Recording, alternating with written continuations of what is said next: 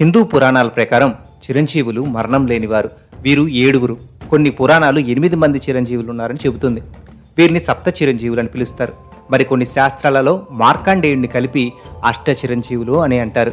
ఈ చిరంజీవులు కలియుగం ముగిసే వరకు భూమిపై జీవిస్తారని నమ్మకం. వ్యాసుడు, కృపాచార్యుడు, మార్కండేయుడు వంటి వారు వేదాలు, శాస్త్రాలను సంరక్షించారు కూడా. హనుమంతుడు, విభీషణుడు, బలి లాంటి వారు భక్తి, నిస్వార్థ సేవకు నిదర్శనంగా నిలిచారు. పరశురాముడు, అశ్వత్థామ వంటి వారు యోధులుగా వీరత్వాన్ని ప్రదర్శించారు. వారి కథలు హిందూ సంస్కృతిలో శాశ్వత స్ఫూర్తిని అందిస్తాయి. చిరంజీవులు కర్తవ్యం కలియుగంలో ధర్మాన్ని కాపాడడం, జ్ఞానాన్ని సంరక్షించడం, భక్తులను రక్షించడం. భూమిపై ధర్మం క్షీణించినప్పుడు దాన్ని పునరుద్ధరిస్తారు. హనుమంతుడు, విభీషణుడు వంటి వారు రామభక్తిని, బలి విష్ణుభక్తిని, మార్కండేయుడు శివభక్తిని ప్రచారం చేస్తాడు. వ్యాసుడు, కృపాచార్యుడు వేద జ్ఞానాన్ని సంరక్షిస్తారు. పరశురాముడు కల్కి అవతారానికి గురువుగా ఉన్నాడు. చిరంజీవులు 8 మంది. వీరు హిందూ పురాణాలలో శాశ్వత జీవనం పొందినవారు. వారి చరిత్రలు ధర్మం, భక్తి, జ్ఞానం, వీరత్వంలో నిండి ఉన్నాయి. వారి కర్తవ్యం కలియుగంలో ధర్మాన్ని కాపాడడం, మానవాళికి మార్గదర్శనంగా నిలబడడం.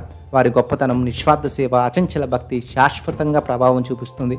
చిరంజీవుల గురించి మరింత సమాచారం కోసం నెక్స్ట్ షార్ట్ చూడండి. ఈ షార్ట్ మీకు నచ్చినట్లయితే లైక్ చేయండి, కామెంట్ చేయండి, షేర్ చేయండి, సబ్స్క్రైబ్ చేసుకోవడం మర్చిపోకండి.